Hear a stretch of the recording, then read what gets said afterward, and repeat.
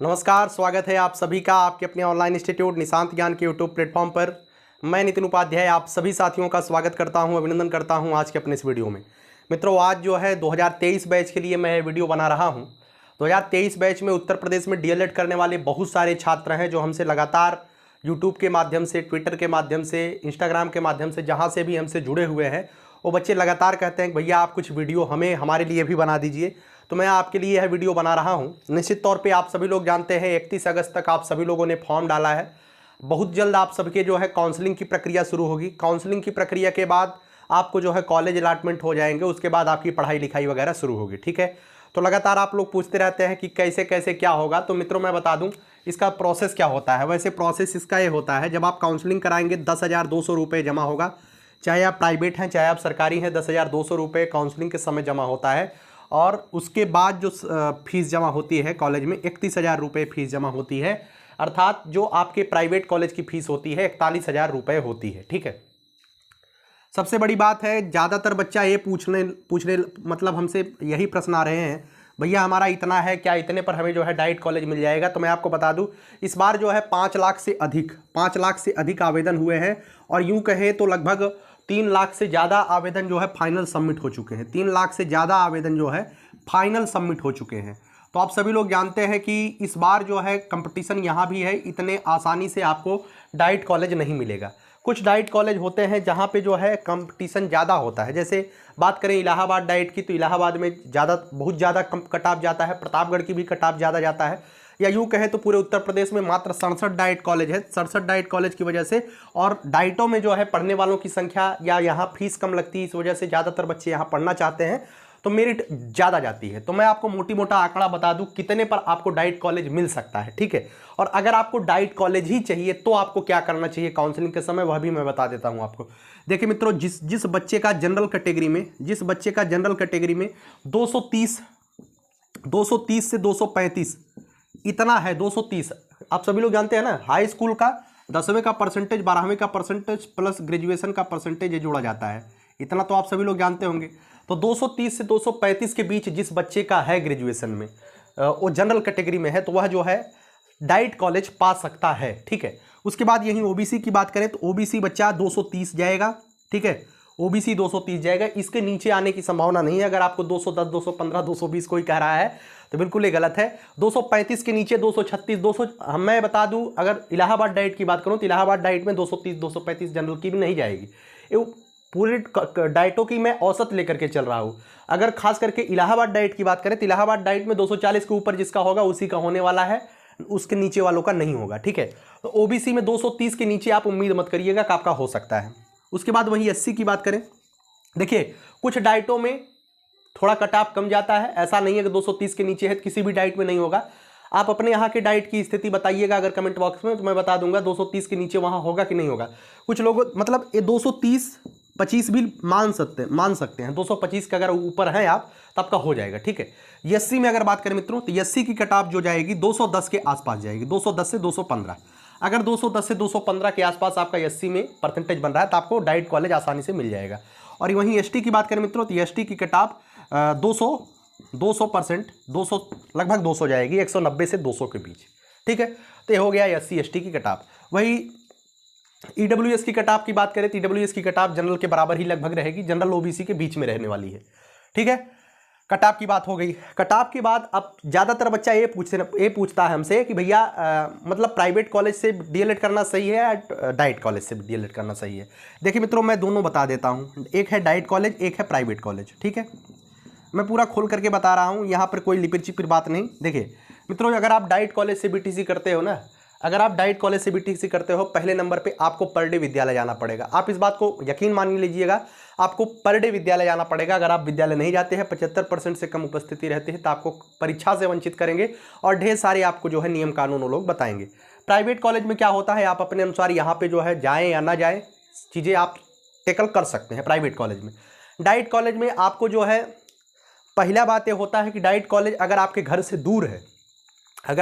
दूर है, तो आपको वहाँ पे रह करके पढ़ाई करनी पड़ेगी, क्योंकि आपको कॉलेज जाना पड़ेगा। और प्राइवेट कॉलेज में आपके घर से कितनों भी दूर है, आपको जाना ही नहीं है तो कोई दिक्कत नहीं है। फीस के लेकर के मैं बात करूं मित्रों, फीस यहाँ पर 10,000 लग रहा है, लेकिन यहाँ पर फीस आपका कितना लग रहा है, 41,000 रुपया लग रहा है। देखिए यहाँ पर 10,000 फीस भले है, अगर आपके घर के आसपास डाइट कॉलेज है तब तो आप फायदे में हैं, 10,000 रुपया है, कोई दिक्कत नहीं, फीस कम हो जाएगी। लेकिन अगर आपके घर के दूर डाइट कॉलेज है तो आपका कम से कम 4-5 हज़ार रुपये महीना जो है रूम का भाड़ा खर्चा होगा, और 1 साल का 60,000 रुपया रूम खर्चा हो जाएगा। तो आप समझ लीजिए 1 साल में आप कम से कम 1 लाख के करीब पहुंच जाएंगे डाइट कॉलेज से, अगर आपके घर के दूर कॉलेज हुआ तो। अगर आपके घर के पास कॉलेज है तो आप हो जाएगा। और कुछ लोग ये पूछते हैं भैया डाइट में जो है क्या हॉस्टल की व्यवस्था रहती है, तो हॉस्टल की व्यवस्था नहीं रहती है, इस बात को ध्यान रखिएगा। अधिकांश 2-1 डाइट में मुझे पता चला है कि ऐसी व्यवस्था होती है, लेकिन वो इस कंडीशन में होते हैं कि छत कब गिर जाए कोई पता होता नहीं है, ठीक है। उसके बाद प्राइवेट कॉलेज की बात करें तो प्रैक्टिकल वगैरह को लेकर के प्रैक्टिकल की फीस लगती है, ये फीस लगती है, वैसा फीस लगता है। ये सब फीस जो है यहाँ पर भी लिया जाता है, यहाँ पर भी लिया जाता है, ठीक है। आपके 4 सेमेस्टर होते हैं, आप सभी लोग जानते हैं, प्रथम, द्वितीय और तृतीय। प्रथम, द्वितीय और तृतीय सेमेस्टर जो होता है इसमें आपके 6 महीने का सेमेस्टर होता है। 6 महीने के सेमेस्टर में 5 महीने आपको पढ़ाया जाता है, लास्ट के 1 महीने आपकी टीचिंग लगाई जाती है। टीचिंग कहाँ पे लगती है, टीचिंग आपके प्राइमरी कॉलेज में लगती है, ठीक है। टीचिंग आपके प्राइमरी कॉलेज में लगती है, और प्राइमरी कॉलेज में 3 सेमेस्टर तक आप प्राइमरी कॉलेज में टीचिंग करते हैं, और चतुर्थ सेमेस्टर में जो आपकी टीचिंग लगेगी वो जो है जूनियर में लगेगी, ठीक है। चतुर्थ सेमेस्टर में आपकी टीचिंग जो है जूनियर में लगेगी, इस बात को ध्यान रखिएगा। तो उसके बाद ये सब चीज़ें हो गई। और जो बच्चा वर्तमान के समय में हमसे ज़्यादा पूछ रहा है, जानते हैं क्या पूछ रहा है, हमसे पूछ रहा है कि भैया ये बताइए कि हम अभी से क्या पढ़ें। 2023 बैच का बच्चा पूछता है हम अभी से क्या पढ़ें, आप क्लास क्यों नहीं चला रहे हैं, हमको पढ़ना है, आप ही से पढ़ना है और आप क्लास चलाइए। मित्रों मैं बता दूं, मैं बहुत दिनों से ये सब चीज़ें कर रहा हूँ, मुझे बहुत, आप यूँ कहे तो लगभग 5-6 सालों से काम कर रहा हूँ। तो मैं बता दूँ, अगर आप DLED में आ रहे हैं, ठीक है, अगर आप DLED में आ रहे हैं, और कुछ बच्चे B.Ed करके DLED में आए होंगे, कुछ बच्चे B.Ed करने के बाद इस बार DLED कर रहे होंगे, तो मैं बता दूं ये B.Ed बिल्कुल भी नहीं है। यहाँ पर आपको पढ़ना पड़ेगा और ऑथेंटिक लिखना पड़ेगा, तभी आपको नंबर मिलेगा। B.Ed में आप कुछ भी कथा कहानी लिख के चले आइए, आपको नंबर दे दिया जाता है, आप पास हो जाते हैं, लेकिन यहाँ पर कथा कहानी लिखने से आप पास नहीं होंगे। देखिए मित्रों, अब आखिरी में मैं आपको बता देता हूँ आपको पढ़ना क्या चाहिए। देखिए अगर आपको अच्छा करना है, ठीक है, अगर आपको अच्छा करना, आप सभी लोग जानते हैं आने वाले समय में क्या है, कंपटीशन। आने वाले समय में क्या है, कंपटीशन। और कंपटीशन है तो आपको क्या करना पड़ेगा, अच्छा करना पड़ेगा। तो आपको सेल्फ स्टडी करनी पड़ेगी, ठीक है, सेल्फ स्टडी। अब कुछ लोग कहेंगे भैया सेल्फ स्टडी में बिल्कुल समझ में नहीं आता है, क्या होता है, कैसे होता है। अगर प्रथम सेमेस्टर की बात करें तो प्रथम सेमेस्टर में 2 एजुकेशन के सब्जेक्ट होते हैं। एक सब्जेक्ट होता है बाल विकास, और एक होता है मित्रों शिक्षण अधिगम के सिद्धांत। क्या होते हैं, शिक्षण अधिगम के सिद्धांत। और बाकी जो है हिंदी है, संस्कृत है, विज्ञान है, ये सभी चीज़ें आप पढ़ सकते हैं। लेकिन जो बाल विकास है और शिक्षण अधिगम के सिद्धांत है, कुछ लोगों के लिए नया सब्जेक्ट हो सकता है। लेकिन हमारे कई शेर ऐसे हैं, 2023 बैच के कई शेर हमारे ऐसे हैं जो कि 2 सालों से हमें लगातार फॉलो कर रहे हैं। एक बच्चा है यहीं गोंडा साइड का है, वो फ़ोन करता था, अभी फ़ोन 2-3 दिन पहले किया था, कहता था भैया बाल विकास तो हम आपकी जितनी वीडियो है उतनी वीडियो देख करके बाल विकास को ऐसा कर चुके हैं कि हमको पता ही नहीं चलता है कि हम DLED कर नहीं किए हैं, ऐसा लगता है। तो बाल विकास और शिक्षण अधिगम का सिद्धांत आपको नया लगेगा, लेकिन नया अगर आपको लग रहा है तो मैं आपके लिए मैं बता दूं, मैंने वीडियो बनाया है। मेरी पुरानी वीडियोज हैं बाल विकास के लिए और शिक्षण अधिगम के सिद्धांत के लिए। एक मैंने बताया है कि मनोविज्ञान का डर समाप्त करें, एक प्लेलिस्ट मैंने बनाया है मनोविज्ञान का डर समाप्त करें। तो आपको क्या लेना चाहिए। कुछ लोग कहेंगे भैया सीरीज ले लें कि बुक ले लें। देखिए अभी आपके पास समय है ना, अभी आपके पास समय है तो आप बुक जरूर ले लीजिए। अब कुछ लोग कहेंगे भैया बुक कौन से प्रकाशन के लिए, किसी भी प्रकाशन की बुक ले लीजिए। मैं किसी प्रकाशन को प्रमोट नहीं कर रहा हूँ क्योंकि यहाँ पे मुझे प्रॉब्लम होती है ना। किसी भी प्रकाशन की आप बुक ले लीजिए, आप मार्केट में जाइए, कहिए मुझे DLED फर्स्ट सेमेस्टर की बुक चाहिए। आप सेमेस्टर की बुक लेने के बाद देखिए कंटेंट सब में वही होता है, बस जैसे मैं एक टीचर हूँ, अगला व्यक्ति एक टीचर है, तो दोनों लोग बुक लिख रहे हैं, तो हमारी स्किल में और उनकी स्किल में थोड़ा सा फर्क हो सकता है। कंटेंट वही रहेगा, केवल स्किल में फर्क हो सकता है। स्किल में फर्क होने का मतलब किसकी भाषा आपको समझ में आ रही है। जिसकी भाषा आपको समझ में आ रही है वो बुक आप ले लीजिएगा, कोई दिक्कत नहीं है। हर एक व्यक्ति बेहतर कर रहा है, हर एक व्यक्ति बेहतर लिख भी रहा है, तो आप ऐसा कर सकते हैं, ठीक है। आप बुक जरूर लीजिएगा अगर आपको अच्छे से पढ़ाई करनी है तो, ठीक है। वरना अगर आपको पास होना है या ऐसा कुछ है तो देखिए मित्रों कंपटीशन आगे है, आने वाले समय में और भी कंपटीशन बढ़ेगा। तो DLED के दौरान 2 साल जो आप DLED करने वाले हैं ना, 2 साल जो आप DLED करने वाले हैं, इसके दौरान आपको बेहतरीन तरीके से पढ़ाई करनी पड़ेगी। मैं यकीन मानिए, आप अगर डीएलएड के हर एक सब्जेक्ट को बेहतरीन तरीके से पढ़ते हैं और डीएलएड के परीक्षाओं को एक अपनी परीक्षा मान करके परीक्षा देते हैं, तो मैं ये दावे के साथ कह सकता हूं कभी भी आपको ना ही सीटेट में समस्या होगी, कभी भी आपको ना ही यूपी टेट में समस्या होगी। और सुपर टेट के अधिकांश सब्जेक्ट यहां से कवर हो जाते हैं, अधिकांश सब्जेक्ट यहां से कवर हो जाते हैं, इस बात को ध्यान रखिएगा, ठीक है। तो अगर आप खाली डीएलएड ही बेहतर कर लेते हैं तो आप कंपटीशन में आ जाओगे, केवल थोड़ा बहुत आपको एक्स्ट्रा पढ़ना पड़ेगा और आप बेहतर कर जाओगे, ठीक है। तो उम्मीद करता हूं आप समझ गए हैं। और कुछ लोग कहेंगे भैया सीरीज, तो सीरीज देखिए अंत में लेनी चाहिए। सीरीज से क्या होता है, उसमें केवल प्रीवियस ईयर पेपर होते हैं, और मैं यकीन के साथ कहता हूं कि सीरीज वगैरह से बच्चे पढ़ करके पास जरूर हो जाते हैं, लेकिन जो आत्मिक ज्ञान होता है वो कहीं ना कहीं उससे वंचित हो जाते हैं, ठीक है। तो उसके लिए आपको बुक जरूर पढ़नी चाहिए। बाकी देखिए फर्स्ट सेमेस्टर आपका है तो आप ईमानदारी से पढ़ने का प्रयास करिएगा, ठीक है। और बाल विकास और शिक्षण अधिगम के लिए मेरी पुरानी वीडियो जो है, मैथ के लिए भी मैंने पुरानी वीडियोज डाली है। प्रथम सेमेस्टर के लिए 21 बैच से मैं पढ़ा रहा हूं, तब से आप देख लीजिएगा। उसके बाद मैंने जो है मैथ के लिए पढ़ाया है, संस्कृत के लिए भी कुछ चीज़ें मैंने दिया है, तो प्लेलिस्ट बनी हुई है, आप जाकर के जरूर देख लीजिएगा। हिंदी के लिए भी मैंने उस समय चीज़ें दिया था, क्योंकि देखिए जब आप पहली बार किसी मतलब क्षेत्र में आते हैं पहली बार, तो आपको लगता है कि चीज़ें कठिन है, लेकिन पहली बार चीज़ें आपको कठिन भले लगेंगी, लेकिन एक बार प्रथम सेमेस्टर की परीक्षा देने के बाद आपको चीज़ें आसान लगने लगेगा और आपको पता चल जाएगा कि कैसे हमको पढ़ाई करनी है और कैसे हमको आगे बढ़ना है, ठीक है। तो चीज़ें बहुत आसान है, बस आपको केवल हार नहीं मानना है, कॉन्फिडेंस अपना मेंटेन करके चलना है, ठीक है। और मैं आपको बता दूं यूट्यूब, ठीक है, कुछ लोग कहते हैं भैया यूट्यूब पर आप क्लास दीजिए, यूट्यूब हम आपसे ही पढ़ना चाहते हैं। और कई बच्चे तो ऐसे हैं हमारे जो ऐसा कहते हैं भैया आप हमसे कुछ पैसा ले लीजिए, लेकिन हमको आप पढ़ा दीजिए डीएलएड, नहीं तो फेल हो जाएंगे। मित्रों मैं बता दूं, अगर मैं पूरी ईमानदारी के साथ बता रहा हूं कि डीएलएड जैसे आसान एग्जाम को, डीएलएड जैसे पढ़ाई को, अगर आप YouTube पर इसकी वीडियोज का इंतजार करते हैं कि कोई बाल विकास का शैशवावस्था लाएगा और शैशवावस्था लिख लिख करके पढ़ाएगा, तभी हम बाल विकास के शैशवावस्था को पढ़ेंगे, तभी हम बाल विकास के बाल्यावस्था को पढ़ेंगे, तभी हम बाल विकास के किशोरावस्था को पढ़ेंगे, तो यकीन मानिएगा आप इस कंपटीशन की दुनिया से बहुत पीछे जा रहे हो, बहुत पीछे जा रहे हो, ठीक है। अगर किसी टॉपिक में आपको समस्या होती है तो उसके लिए आप YouTube सर्च करिए, गूगल सर्च करिए, कुछ भी करिए। मैं विरोध नहीं करता हूं कि आपको YouTube से पढ़ना ही नहीं चाहिए, बहुत सारे लोग IAS बन जाते हैं YouTube से पढ़ करके, लेकिन आपको वहीं पर YouTube सर्च करना है जहां पे आपको समस्या होती है, जेन्युइन समस्या हो। नहीं तो अगर आपको जो है संधि पता है, दीर्घ स्वर संधि आपको पता है, आप दीर्घ स्वर संधि पता होने के बाद आप अपने आधे घंटे के समय को दीर्घ स्वर संधि में समाप्त कर रहे हो, तो यह आपकी कहीं ना कहीं गलती होगी, ठीक है। तो इस बात को ध्यान रखिएगा, कभी भी ये गलती मत करिएगा, समझ में आया ना। चलिए मित्रों, जो भी चीज़ें मुझसे हो सकती हैं सारी चीज़ें मैं आप तक पहुंचाने का प्रयास करता रहूँगा। जो आपके मतलब कि कमेंट होते हैं हम तक आप पहुंचाइए लगातार आप लोग। अच्छा, यूपी टेट को लेकर के बहुत सारे बच्चे हमसे पूछ रहे थे कि भैया हम यूपी टेट दे पाएंगे कि नहीं दे पाएंगे। अगर देखिए अभी तक जो है जो नियम था कि प्रथम सेमेस्टर वाला बच्चा जो है यूपी टेट नहीं देता था, लेकिन 2021 में जो है सीटेट, अभी तो यूपी टेट 2021 के बाद हुआ ही नहीं, न 2021 में हुआ न 2022 में हुआ, और 2023 बीतने वाला है, 2023 में भी यूपी टेट होने की संभावना बहुत कम दिख रही है। तो अगर आप 2021 में जब सीटेट 2021 दिसंबर में आया, उसमें नियम लगाया गया, सीटेट जब आया उसमें नियम लगाया गया प्रथम सेमेस्टर वाला बच्चा भी सीटेट दे सकता है और उसका वैलिड भी रहेगा, ठीक है। सीबीएसई ने नियम लगा दिया।